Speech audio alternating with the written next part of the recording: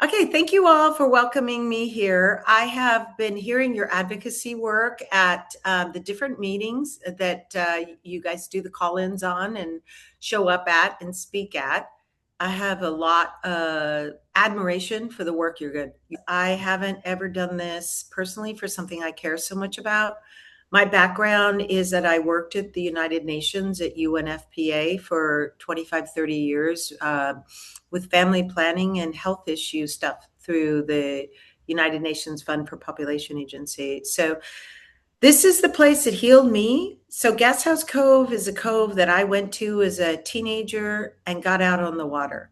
It has a boat lift. It has a fuel dock. So in 1937, there was a California Public Trust document through the Senate to create that as a aquatic sports area.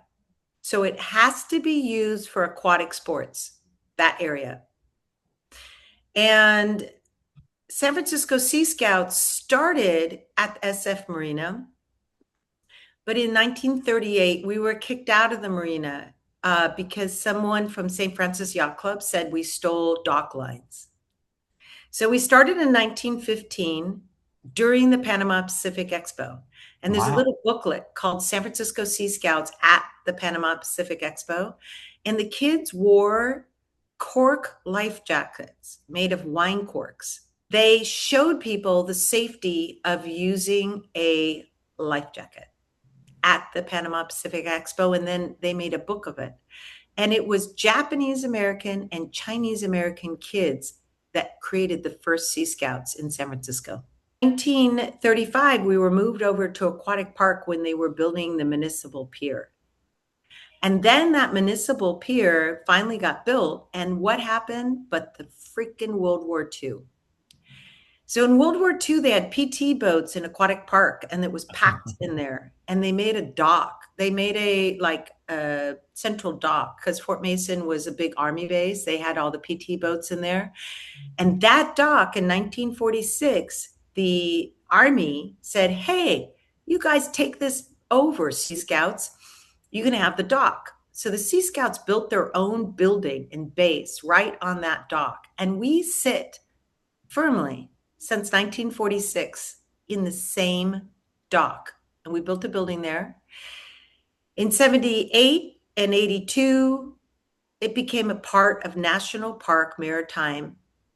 And so we sit in this dock that sits out over the water that was built in 1940s, and then the building in the 40s.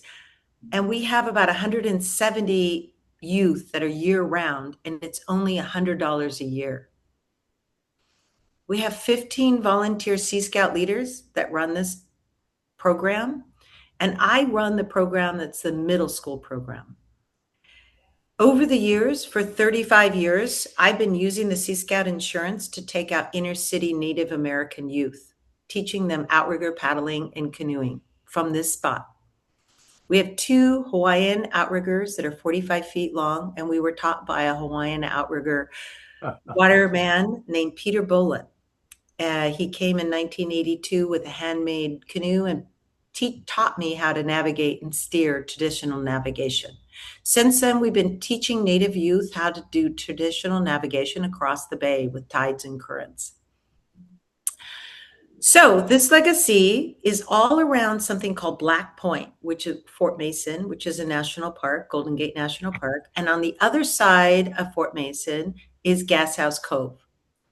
So during the Panama Pacific Expo, this was the marina was developed in 1915, and then the League of Women Voters got the vote in 1912, and in 1914 they put the first bond for the San Francisco RP in play, and they raised $375,000 to build the aquatic park. So it always was thought, from the Panama Pacific Expo, that Aquatic Park was very connected to the SF Marina.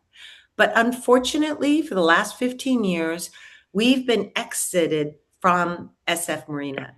And now SF Marina doesn't allow any boat to touch the shore of SF Marina. So if you were in Sausalito and you have a boat, you cannot touch a dock in SF Marina. But it is California State Public Land Trust that is for public.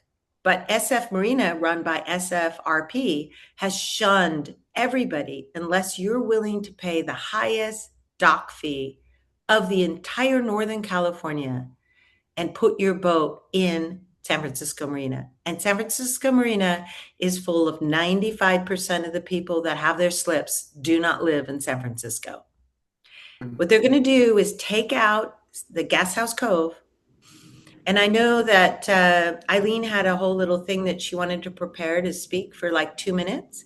And I'm happy to have her speak, and then I can ask some questions. But I just wanted to share with you that, we seriously need, I'm a member of the San Francisco Harbor Safety Committee, and we have done a year development and research on what SFRP is saying about Gashouse Cove, and it's incorrect. They say they can't keep the fuel dock there because regulatory reasons, but there is no state regulatory reason.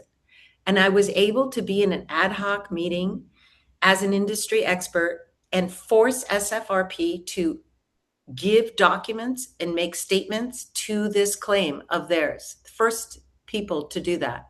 And they gave us the documents, but they were incorrect documents. They have flaws. And so the Harbor Safety Committee committee 2 weeks ago made a vote 32-1 that the Harbor Safety Committee, and their whole thing is about safety. They have like Port of Oakland, Port of Stockton, Port of, Sacramento. Everybody's on this committee, including the Coast Guard. We had 32 people vote yes to this letter, and the letter was sent last week to BCDC to deny the permit to SFRP because SFRP has been misleading people about what's really happening at Gashouse Cove. And so I'm going to stop and go ahead and let Eileen talk about, what her listening to our Sea Scouts at yesterday's California State Lands Commission meeting, and then I'm available to answer any questions. Latitude 38 put in Gashouse Cove. Last week they wrote a story on the Harbor Safety Committee meeting, research, and their email to BCDC. So it's very full of information. You guys feel free to click on that article. This is Rec and Park at it again. This is Clipper Cove. This is, Beach Chalet soccer fields. This is apparently another attempt to privatize public assets. Gashouse Cove is a gas and diesel refueling station for boats. And it's the only working refueling station for boats on the shoreline of San Francisco.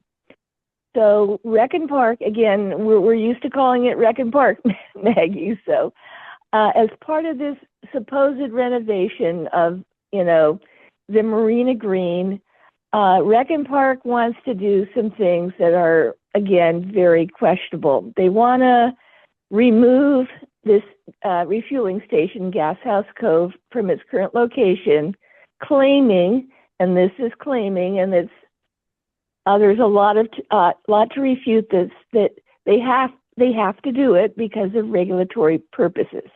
And just two other things. There's an environmental cleanup that needs to happen, and they also say, well, we'll put it back later somewhere. So Rec and Park is basically kind of up to their own old, game. So those are, and Maggie will write the newsletter article and will also offer to speak. So the basic thing is that I am urging the coalition, not today, but urging the coalition to take a position on the Gashouse Cove